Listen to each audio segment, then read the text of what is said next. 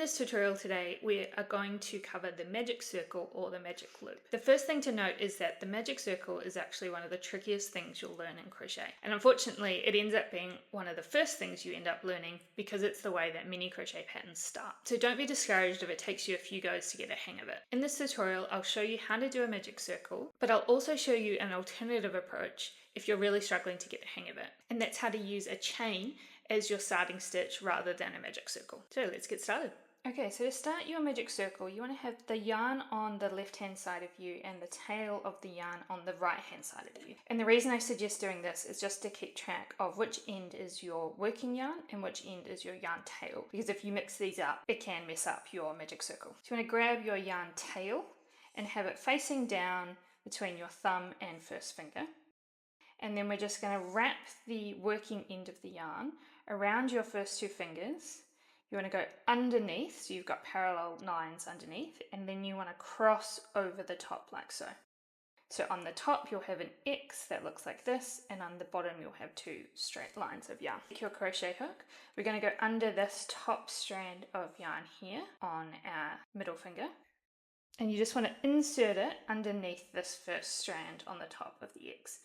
And then we're going to grab the second strand here with the head of our crochet hook, and we're just going to pull it through to the other side.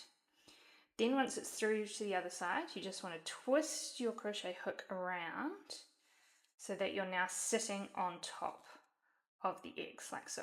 And then the final step is we want to grab this strand of yarn here, again with the head of our crochet hook. So I find it's useful to use my thumb to do that. Just grab that into the head of your hook and then pull it through. And that's a magic circle. So I'll do that one more time. Yarn tail facing down, wrap it around your first two fingers, underneath, cross over the top. Just use your ring finger to hold it in place. Insert your hook under the first strand, grab the second strand, pull it through, and then twist it on top. You want to keep a little bit of looseness if you can, because we're going to have to pull yarn through this loop here. Grab this strand here. I find it's useful to pull down a little bit with your two fingers just to get some space around this loop so that you can get the yarn through it. And there's your magic circle. So then when we're working into the magic circle, it's just like working into a normal stitch, except you're going to insert your hook into the middle of the circle. So assuming your pattern calls for single crochets, you'll insert your hook into the circle. And I find it's useful to hold on to the circle with my third finger and thumb, and then do a single crochet. And then just do as many single crochets or whatever stitch your pattern calls for into the magic circle. If you are doing a half double crochet or a double crochet, then you'll just yarn over and then insert your hook into the stitch and complete your stitch as normal. So then you just want to do as many stitches into the magic circle as your pattern calls for.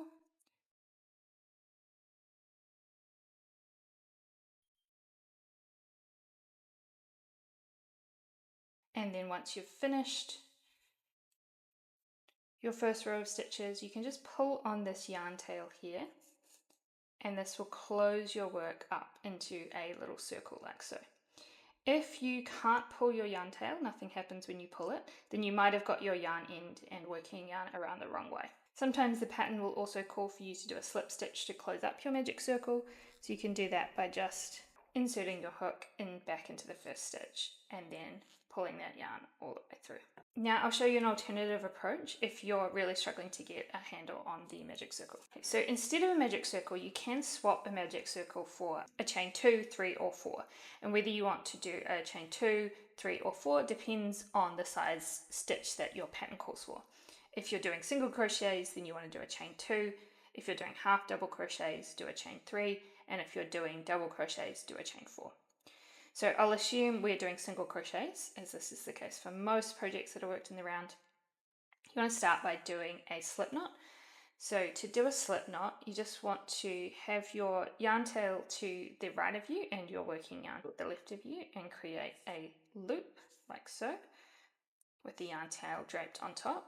Then hold down the X with your finger and grab this loop and just pull it on top of the yarn tail, like so.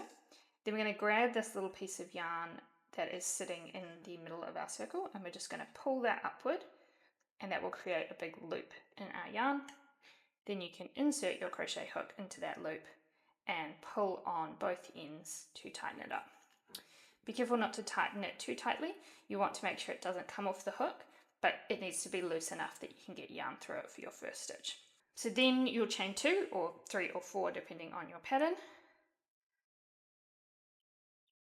And now we're going to work back into this first chain. So if you chained 3 or 4, you want to ignore the last chains you've made and still work into the first chain. And then what you'll do is, instead of working into the magic circle, we're just going to work back into this first chain. So assuming we are doing single crochets, you just want to insert your hook back under the top loop of that first chain and do a single crochet. And then just keep doing the other single crochets that the pattern calls for, all back into that chain.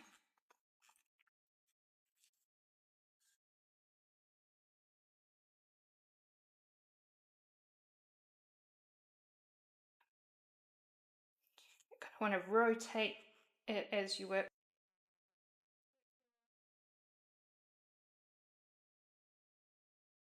And then you'll have a starting circle like so.